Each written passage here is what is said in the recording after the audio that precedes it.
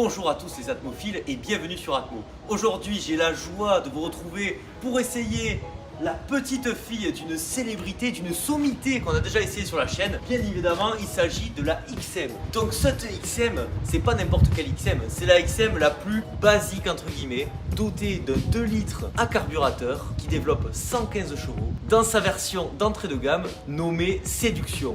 Nous allons voir si nous allons être séduits.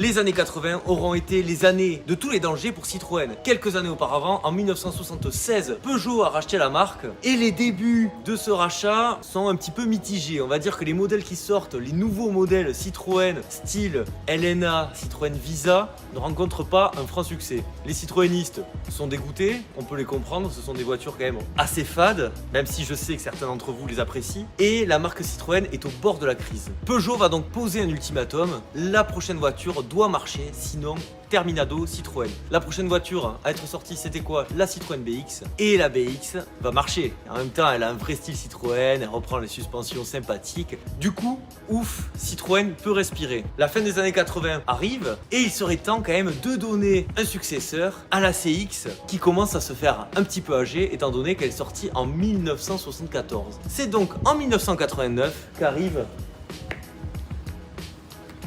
l'agilité de la moufette du Québec et la grâce du lamentin du Saint-Laurent. Je sais pas ce que vous en pensez les atmophiles, elle a un design, on peut le dire, assez clivant et je peux vous dire que lorsqu'elle est sortie, les citroënistes notamment ont été ravis parce que ça, elle transpire l'ADN Citroën à plein nez et ça fait plaisir sous air Peugeot. Ses concurrentes de l'époque étaient la Peugeot 605 qui a été produite sur la même base, qui s'est moins bien vendue. Bien fait pour ta gueule! Ce qui est quand même assez rare, souvent les Peugeot se vendaient plus que les Citroën. Chez Renault, c'est la Renault 25 qui était sa rivale. Personnellement, je préfère celle-ci aussi. Elle n'avait même pas peur des Allemandes, à savoir la BMW série 5 E34 et aussi la toute première Mercedes classe E. On parle pas d'Audi parce qu'à cette époque, il n'y avait pas d'image. Cette XM est dans la lignée des grandes berlines Citroën parce qu'aujourd'hui vous vous dites oui une Citroën c'est plutôt un véhicule entrée de gamme presque à tendance low cost sauf au niveau du prix mais dans les prestations c'est presque le cas alors qu'avant il fut une époque que les moins de 20 ans ne peuvent connaître où Citroën mais c'était tout simplement une référence dans le milieu du haut de gamme. Je vous parle de la Citroën Traction avant qui a vraiment démocratisé la Citroën grande routière qui est luxueuse qui est vraiment l'emblème du haut de gamme français. Ensuite, on va avoir encore un step up, la DS. J'ai fait une vidéo dessus, elle a hyper bien marché, je vous remercie. La DS a vraiment démocratisé pour moi-même l'automobile moderne. Ensuite, il y a eu la SM, ma Citroën préférée, je la trouve incroyable. Malheureusement, pas du tout fiable et très peu vendue, donc voilà, assez compliqué. Moteur Maserati, ça fait plaisir. Ensuite, la CX, que j'apprécie beaucoup, notamment les premières générations. J'aime beaucoup moins les versions plastiques de fin de deuxième génération. Et donc, la XM, autant vous dire que la lignée est quand même de qualité. Suite à la XM, ça s'est pas arrêté tout de même. Il y a eu la Citroën C6 il y a pas si longtemps. Quel look, elle est assez incroyable. D'ailleurs, en collection, la C6 est déjà plus recherchée que celle-ci. Celle-ci fait un petit peu figure finalement de vilain petit canard. Et je trouve que c'est pas forcément mérité, tant cette voiture est pétrie de qualité. Vous allez me dire, mais Atmo, normalement tu nous présentes toujours des véhicules hyper haut de gamme, souvent les must. Oui, c'est vrai. Mais cette XM a vraiment énormément d'intérêt. Le fait que ce soit une version entrée de gamme et le plus petit moteur, ça n'a pas que des inconvénients, bien au contraire. Déjà, regardez-moi, il n'y a pas d'aileron. L'aileron est quasiment omniprésent sur toutes les XM, à part donc les versions entrée de gamme de cette époque. Autre point, comme elle est moins équipée, elle est aussi plus légère, donc à peine 1280 kg. Pour une voiture qui fait 4,71 m, qui est une grande berline routière française, je trouve que c'est relativement raisonnable. Sachez qu'en plus, sa puissance de 115 chevaux peut vous amener d'un point A à un point B de la façon la plus confort possible. Ça, on va voir ça tout à l'heure. Ensuite, cette version n'est pas l'entrée de gamme, enfin si, mais elle avait des options, parce que de base, là, il y avait des jolis enjoliveurs. Les jantes sont sympas, mais c'est vrai que j'aime beaucoup les enjoliveurs qu'on voit sur les brochures en fait. Aussi à l'intérieur, sachez que les versions les plus basiques n'étaient pas dotées de la suspension hydractive mais bien de la suspension oléopneumatique qui équipait aussi par exemple la Citroën CX. Donc ça lui donnait un petit cachet supplémentaire, même si on va pas se le cacher, la suspension hydractive est quand même un petit peu mieux et plus en accord avec notre époque. Moins d'électronique, moins de soucis. Et ça peut être salvateur parce qu'on connaît les soucis électroniques des XM, elle n'a pas été gâtée là-dessus. Je sais pas si vous êtes intéressé à regarder les cotes des premières versions des DS ou des 2 chevaux et c'est souvent les versions qui coûtent les plus chères. Donc on peut espérer dans un plus ou moins long terme que cette version augmente. En même temps, elle ne peut quasiment qu'augmenter puisque notre propriétaire du jour qui nous prête sa voiture pour cet essai l'a payé à peine 2500 €. La grande classe. Je vous ai pas encore parlé du souci de la XM parce que oui, la XM a eu un souci et malheureusement ça a entaché sa carrière. Lors de ses 3 premières années de commercialisation, c'est-à-dire en 89, 90 et 91, elle a rencontré énormément de soucis de fiabilité. Je vais pas tous vous les passer en revue, mais bon, il y a eu énormément de soucis d'électronique, l'ABS, les passages de vitesse, la peinture. D'ailleurs, celle-ci va en être un exemple. Pour une voiture qui se voulait être vraiment un beau haut de gamme, c'était quand même un peu limite. C'est dommage parce qu'en 90, elle s'était vendue à 100 000 exemplaires et au final, en 9 ans, à peine 200 000 exemplaires de plus. Alors qu'en 1 an, il s'en était vendu 100 000. Et pourquoi donc? Puisque les gens ont entendu parler de cette fiabilité assez médiocre à son lancement et c'est vraiment dommage et ça a entaché durablement l'image de ce modèle alors que les phases 2 notamment sont un exemple de fiabilité. Mais que voulez-vous? Le mal était déjà fait. Tant mieux pour les collectionneurs, on va dire. Ce véhicule se trouve pour une bouchée de pain. Pourquoi c'est une vraie Citroën? Je vais vous le montrer de suite les apophiles.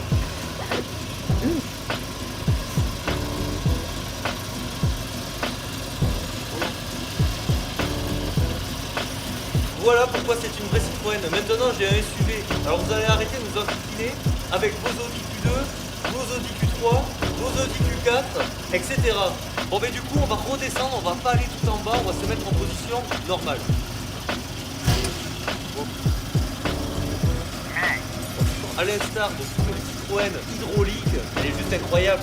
Donc cette suspension, elle est fabuleuse, elle est vraiment unique en son genre. Ça fait vraiment la force de Citroën.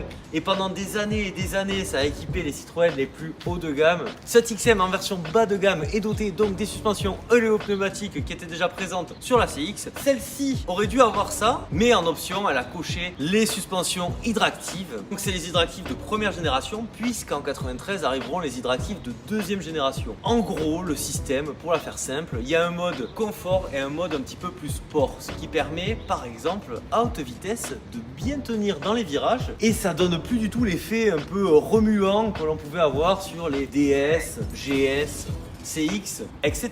Qu'est-ce qui caractérise cette XM? Mais c'est aussi la première à être dotée du V6 PRV. Sachez également qu'une version break a vu le jour. Personnellement, je l'aime pas trop. Voilà, je sais que beaucoup d'entre vous l'aiment bien. Moi, elle me fait penser aux ambulances que je voyais dans mon enfance. Du coup, j'ai un mauvais feeling avec cette voiture. Je suis pas fan. Enfin, sachez que cette XM est taillée pour fendre l'air. Ça se voit quand même. Donc CX de 0,30. Sachez que les versions dotées d'un aileron arrière avaient même un CX de 0,28. Pour l'époque, c'est juste complètement fou. Enfin, cette XM est la dernière des Citroën à avoir été élue voiture de l'année. Donc elle fut voiture de l'année 90. Ça fait quand même 32 ans. Je sais pas ce que vous attendez Citroën, mais pensez à votre passé, inspirez-vous et sortez-nous de nouvelles voitures un petit peu plus intéressantes que ce qu'on voit actuellement. Tour du véhicule. Une fois n'est pas coutume, regardons la ligne de ce véhicule, le profil. Moi, c'est sûrement ce que je préfère. Donc là, on part de quelque chose d'assez fin, carré. Et puis là, on remonte.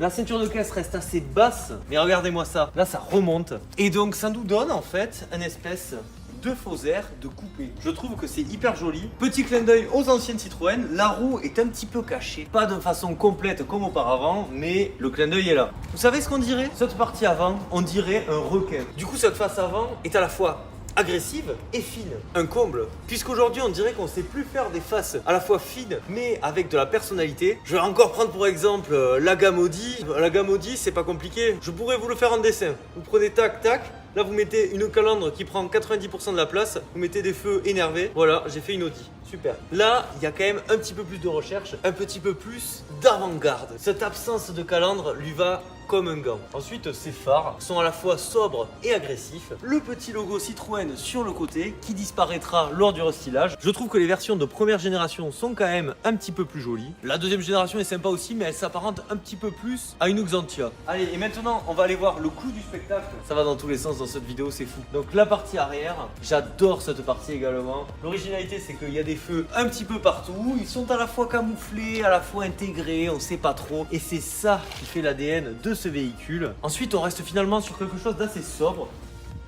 Avant toute chose, le coffre est doté d'un haillon. Et quand on a connu l'ADS et la CX, ça fait plaisir. Parce que ça, franchement, ça commençait à être un petit peu lourd avec le temps. La 13e vitre, parce que j'en ai pas parlé exprès d'Atmophile, mais cette voiture est donc dotée de 13 vitres. Bien, on va les voir ensemble rapidement. Donc là, il y en a une, 2, 3, 4, 5, 6, 7, 8, 9, 10, 11, 12, 13. Qui dit mieux? Ces 13 vitres, ça fait vraiment partie de l'ADN de la XM. Sachez toutefois que celle-ci, c'est un petit bricolage artisanal. Voilà. Tout ceci n'était donc qu'une illusion.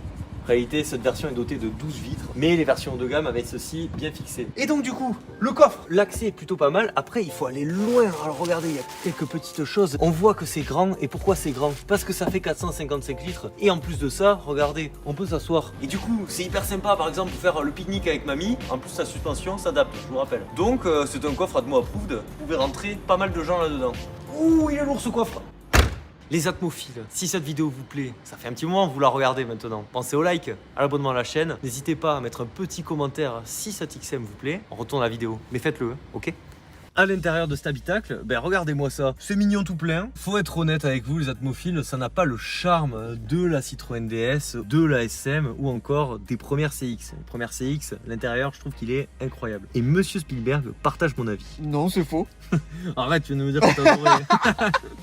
Espèce de mythomane, C'est un gros mytho ce mec. Ah, tu peux dire que tu adores. Ouais, j'aime bien. Ah. J'aime beaucoup. Ah, ok, donc très bien. Malgré ce côté un petit peu moins sympa que ses aïeuls, on reste dans une Citroën et ça fait plaisir. Et pourquoi on reste dans une Citroën? Parce qu'il y a quelques excentricités qui font beaucoup plaisir aux amateurs de la marque.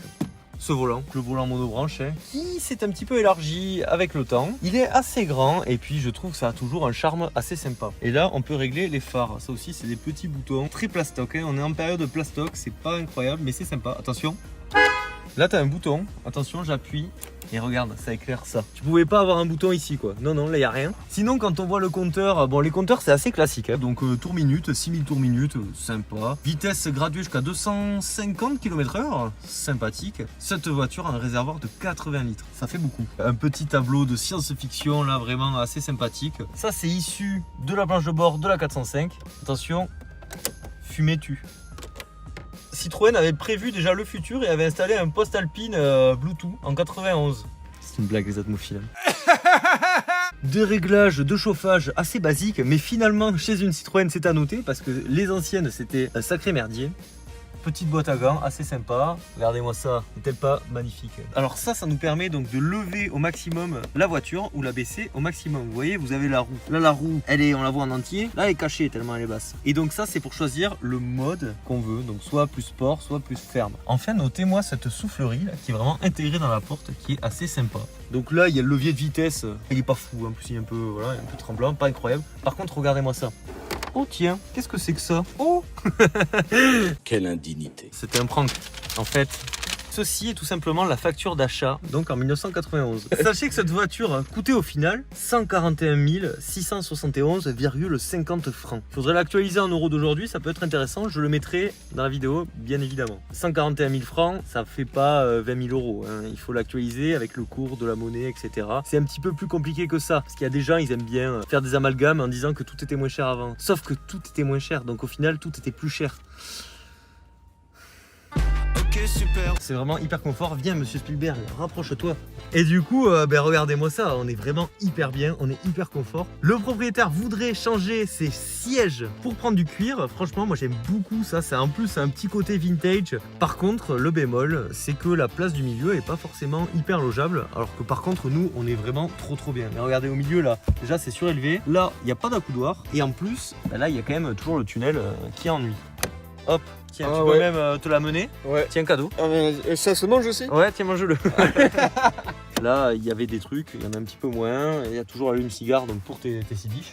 Ça, je l'ai pas dit, la surface vitrée est vraiment très importante. Regarde, on est trop bien, on est hyper bien installé. Quand je pense encore une fois, c'est satané SUV moderne. Tout à ça de vitres à l'arrière, là tu vois rien. En plus, elles sont teintées, tu n'y vois rien. Que mozzarella di bufala. Nous allons voir le moteur. Oh ah, W-R1. J'aime les coffres, j'aime les V1, vous le savez. En même temps, on attend ça aussi d'un véhicule haut de gamme, donc ça fait plaisir. Qu'est-ce que c'est ça? Eh bien, c'est les fameuses sphères, les petites sphères là. Ça nous permet d'avoir une voiture au confort juste impérial. Donc ensuite, voici la bête. Donc le 2 litres à carbu, 115 chevaux, voilà. Moteur carbu aussi, c'est rigolo. C'est un des derniers, forcément. On voit bien le sol. Tu peux faire tomber des trucs à travers ton moteur. Donc voilà, donc cette plaque qui interdit d'utiliser aux États-Unis et au Canada une XM. Ils ont vraiment rien compris ces Américains. Ça, c'est du costaud. On va tester le freinage directement de cette XM. Incroyable. Bon bah écoutez, sinon ça se conduit quand même relativement facilement. Ça a l'air de bien prendre dans les virages. On va voir ça après. C'est une voiture d'autoroute, mais c'est aussi une voiture de virage. Et ça, les gens ont tendance à l'oublier. C'est une ballerine cette voiture. Le passage sur le dos d'âne. Et vas-y. Oh mais on sent rien. Mais c'est pas vrai ça, on ne sent rien, monsieur Spielberg, vous rendez-vous compte Regardez, là il y en a un autre. Attention, je ralentis même pas, je suis à 50 quand même. On ne sent rien, mais on ne... Mais... Franchement, toi qui as souvent mal au dos, Spielberg, c'est ça qu'il te faudrait. Ouais, Vraiment. le confort ultime. Voilà. Vous voyez les atmophiles, ça c'est un frein à pied, j'appuie là, et voilà, et après je verrouille avec ça. Voilà, c'est vert. Hop. Regardez. Et... Wow, Eh. mais quel homme! Et regardez-moi ça. Là. Non mais regardez, et franchement. Et ça bombarde quand même. Ouf, On va voir ce que ça vaut. La suspension hydractive. Là, une 2 chevaux serait déjà renversée. Putain, et... Non mais ça tient pas, mais terrible. Regarde. Et là, changement de cap. Et pas mal hein. Putain mais c'est sport. Putain, mais c'est incroyable! C'est sport terrible. Mais toi, tu devrais faire pilote, toi! Mais j'ai hésité. Et finalement j'ai fait youtubeur. Oh merde! Oh, c'est con ça! Du coup cette voiture, est-ce qu'on peut l'envisager comme un achat, comme un futur daily? Pourquoi pas? Écoutez, je vais vous dire plutôt oui. Alors les versions à privilégier, ça serait plutôt une phase 2, 2 litres 16 valves, ou alors à la limite la version Turbo D qui fait 110 chevaux, la TD12. Ça serait vraiment dans une optique d'un petit daily sympa, fiable, équipé d'airbag. Après, si vous préférez les phases 1, ça peut aussi faire le job. Par contre, évitez les versions V6 parce que un V6 c'est toujours pareil. C'est très sympa pour l'essayer comme ça si c'est le V6 du copain. Par contre, à l'entretien, ça coûte bien sûr assez cher. Du coup, je vous conseillerais de partir plutôt sur une XM de deuxième génération, comme je l'ai dit. Il n'y a pas forcément de mauvais modèles. Enfin, niveau tarif, c'est vraiment très abordable. On peut dire qu'entre 2000 et 5000 euros, vous trouverez votre bonheur. 2000 euros, ce sera plus une version diesel avec 200 000 bornes, un peu fatigué mais robuste. À 5000 euros, il faudra opter pour un véhicule assez sympa, assez clean, avec tout l'historique d'entretien, etc. Enfin, sachez, étant donné que cette voiture a plus de 30 ans, que les premières versions, pas forcément les plus fiables, mais quand même, peuvent passer donc en carte grise collection et donc contourner les ZFE. En conclusion, est-ce que la XM c'est bien? Forcément c'est bien, c'est même génial. Elle a su assurer la descendance et c'était pas quelque chose de simple parce qu'elle succède quand même à des monstres sacrés de l'automobile. En plus de ça, c'est une Citroën pur jus, elle se conduit facilement, elle n'a quasiment que des qualités. Son seul petit défaut, on pourra dire, c'est son habitacle un poil moins fun que ses aïeuls. Mais bon, c'était la tendance du moment. La XM, elle est peut-être en ce moment dans le creux de la vague. En tout cas, je pense qu'elle va vite remonter, les atmophiles. Si vous voulez en acheter une, c'est maintenant. Je vais arrêter de m'étendre sur ce véhicule. Je trouve qu'elle est un peu trop sous-cotée en ce moment. Peut-être la grande berline Citroën la moins aimée, injustement. De votre côté, dites-moi ce que vous pensez, vous, de la Citroën XM. Quelle est votre grande berline Citroën préférée? Encore une fois, merci beaucoup. La chaîne, en ce moment, se comporte très bien. Et ça, c'est grâce à vous. Donc, merci. Le plus important, c'est quoi? C'est de prendre soin de soi. Prenez soin de vous. C'était Atmo. Je vous dis à la prochaine. Bisous. Ciao.